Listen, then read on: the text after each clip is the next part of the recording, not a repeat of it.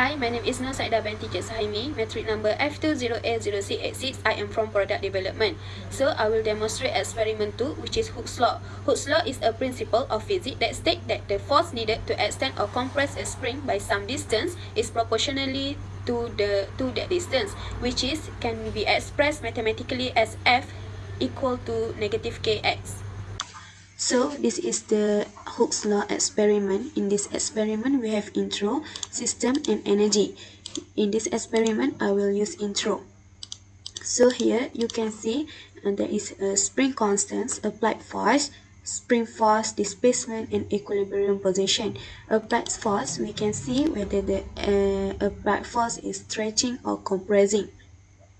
The spring force is the opposite force, which is represented by the blue arrow. So we also have a displacement here. When you apply force, the displacement will be out here. So we also an equilibrium position is our starting position. We can measure the displacement and then the values here.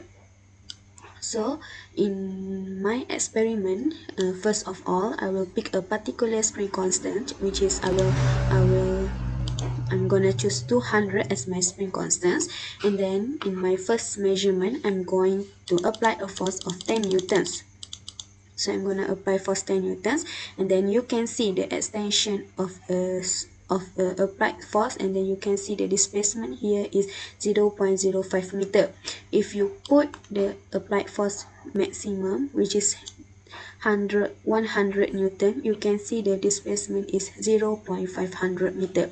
You also can choose whatever spring constant that you want, and then put the applied force, and then you will see the displacement here.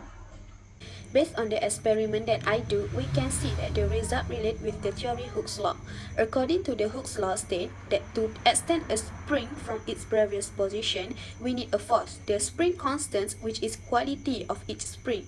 Therefore, in order to verify Hooke's law, we must verify the force and the distance at which spring is stretched are proportionally to each other, and the constants of the proportionality. The conclusion is, in this experiment, the stretches of a spring change as the force applied on the spring. As the stretch increases, the force will be increased and it will be constant increase. We also can say that for a given spring and other elastic object, the extension is directly proportional to the force applied.